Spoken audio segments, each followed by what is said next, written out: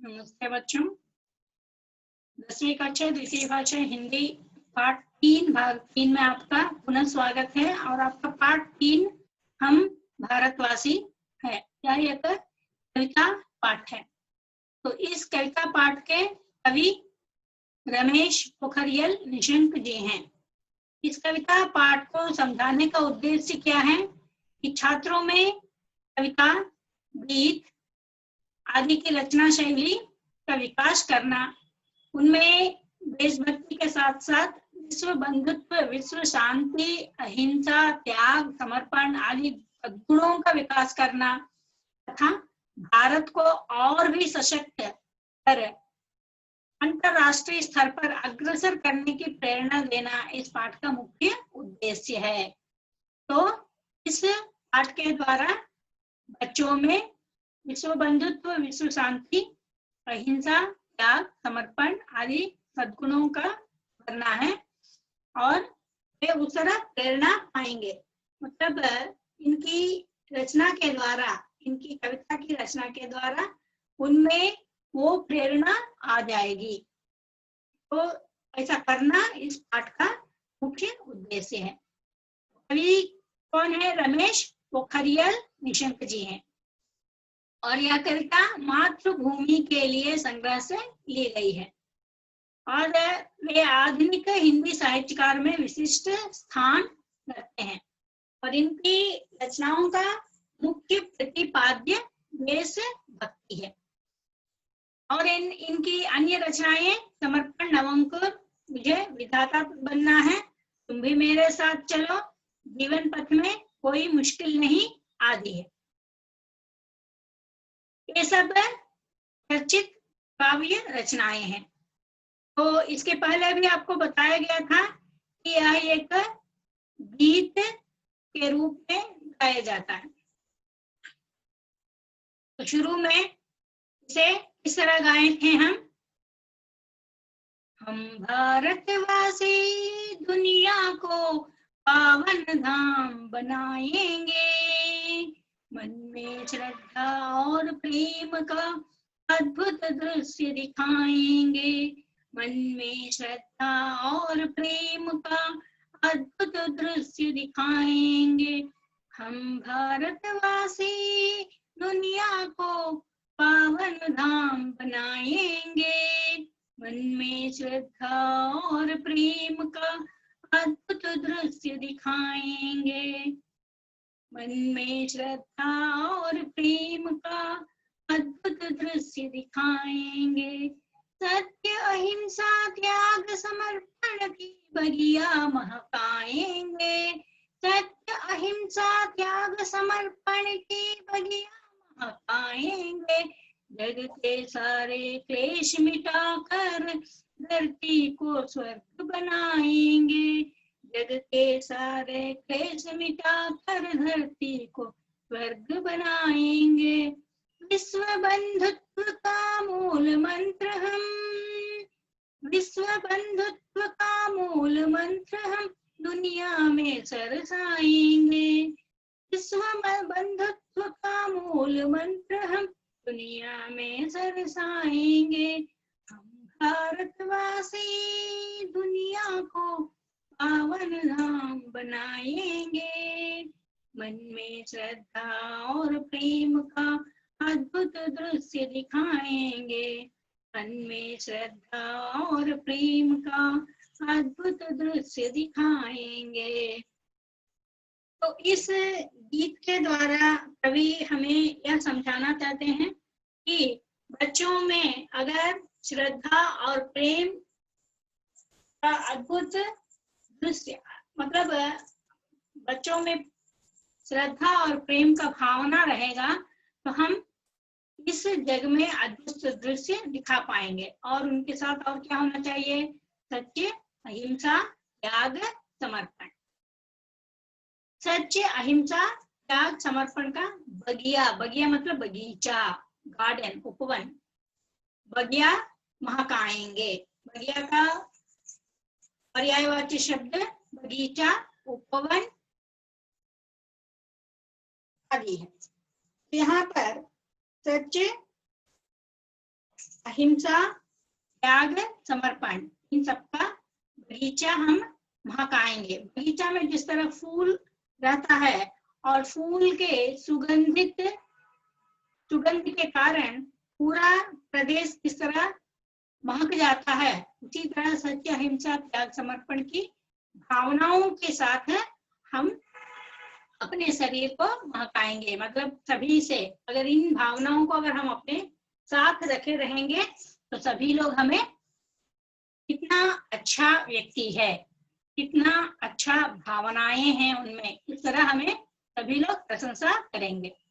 जग के सारे क्लेश मिटाकर, जग का मतलब संसार, दुनिया, इस विश्व में जितने भी क्लेश हैं, कष्ट हैं, प्रॉब्लम्स हैं, उसे मिटाकर मतलब कंप्लीटली रुइन, धरती को स्वर्ग बनाएंगे। मतलब इस भूमि पर, इस धरती पर प्रॉब्लम या नहीं तो कष्ट या नहीं तो समस्या शब्द ही नहीं होना चाहिए।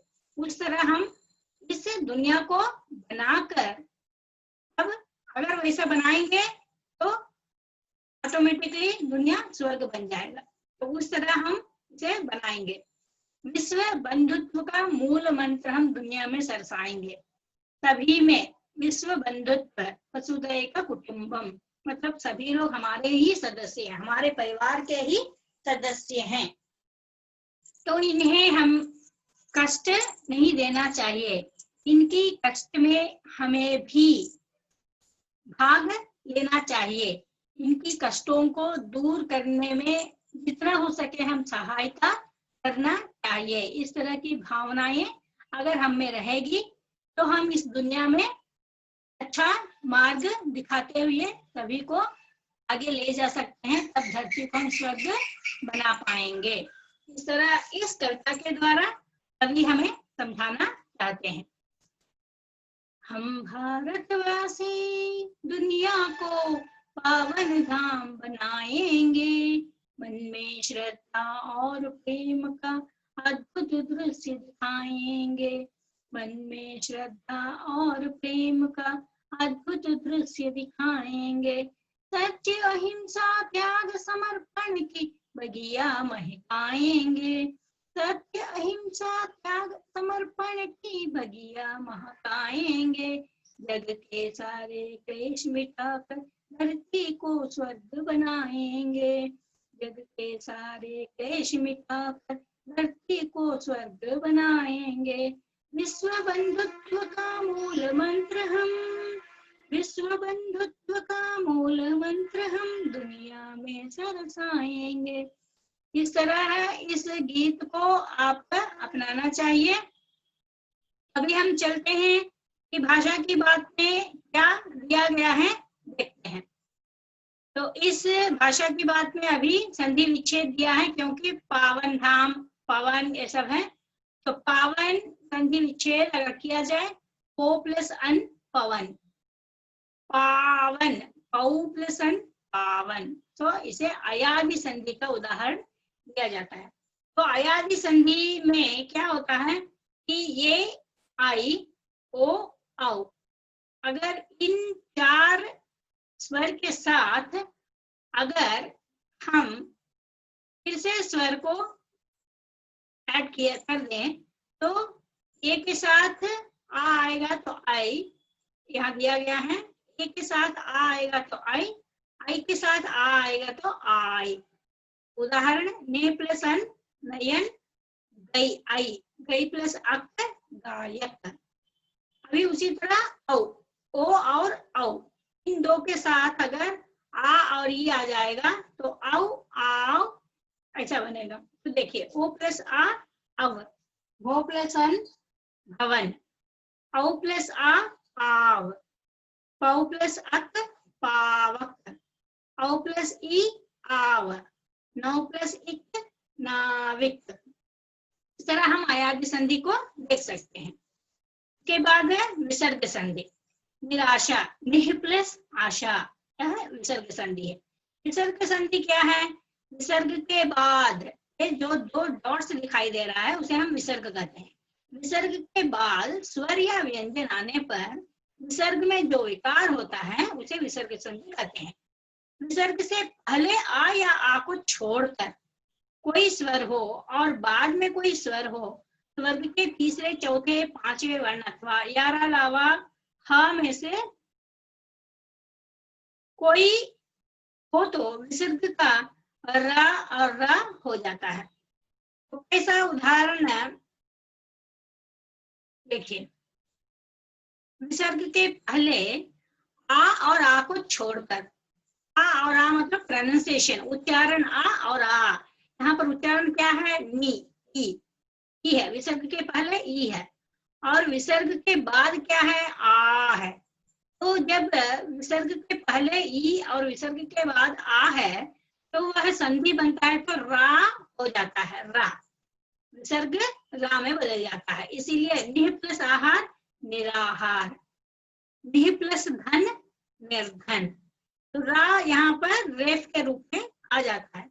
अगर स्वर हो तो अक्षर होगा, व्यंजन हो तो रेफ, मात्रा हो जाएगा। तो उस तरह यह विसर्ग संधि है। विसर्ग संधि और अयाद संधि इसमें बताया गया है। अभी हम देखते हैं समास।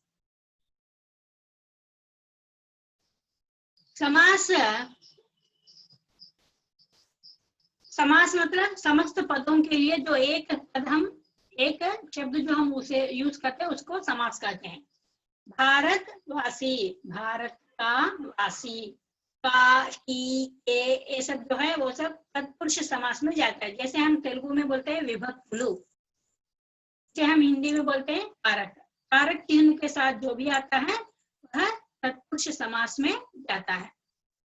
और तेलुगु में बहुत सारे हैं, जैसे कि प्रथमा तत्पुरुष समासमो, द्वितीय तत्पुरुष समासमो, तृतीय तत्पुरुष समासमो, चतुर्थी तत्पुरुष समासमो, षष्ठी तत्पुरुष समासमो, या सप्तमी तत्पुरुष समासमो, पंचमी तत्पुरुष समासमो, इस तरह बहुत सारे हैं। लेकिन हिंदी में वैसे नहीं बोला जाएगा, सिर्फ तत्पुरुष समास ही कहा जाएगा, चाहे वह प्रथमा हो या सप्तमी हो, कुछ भी हो, लेकिन उसे एक ही नाम से बुलाया जाएगा, ऐसे तत्पुरुष समास। जीवन ज्योत, जीवन की ज्योति, ये भी की है इसीलिए तत्पुरुष समास। अमृत रस, अमृत का रस, तभी तत्पुरुष समास है। पावन धाम, पावन रूपी धाम, पावन क्या है, पवित्र, पवित्र क्या है, एडजेक्टिव मतलब विशेषण शब्द है। तो धाम एक स्थल है, संज्ञा, संज्ञा के सामने विशेषण है, मतलब संज्ञा के आगे जब विशेषण रूप होता है उसे हम कर्मधारय समास के अंतर्गत लेते हैं। तेलुगु में आपको कर्मधारय, पूर्व पद कर्मधारयमु, उत्तर पद कर्मधारय, मतलब दो तरह है, लेकिन यहाँ पर चाहे पूर्व में हो या उत्तर में हो, लेकिन उसका नाम एक ही है, कर्मधारय समास। अद्भुत दृश्य, अद्भुत रूपी दृश्य, यहाँ पर अद्भुत भी एडजेक्टिव है, इसलिए यह भी कर्मधारय समास के अंतर्गत जाता है। ऊंच नीच, ऊंच और नीच, जैसे द्वंद्व समास, दो पैना किंदा, ऐसा हम जैसे बोलते हैं, उच्चमु नीचमु, उस तरह दो दो क्या बोलते हैं, मेन वर्ड्स है वो, इसीलिए इसे द्वंद्व प्रधान शब्द हैं दोनों, ऊंच और नीच दोनों प्रधान शब्द हैं, इसलिए द्वंद्व समास के अंतर्गत किया जाता है। सत्य अहिंसा, सत्य और अहिंसा, यह भी द्वंद्व समास है। इसके बाद त्याग समर्पण, त्याग समर्पण, त्याग और समर्पण, यह भी द्वंद्व समास है। तो यहाँ से आपका ये जो पाठ है हम भारतवासी पूरा हो जाता है।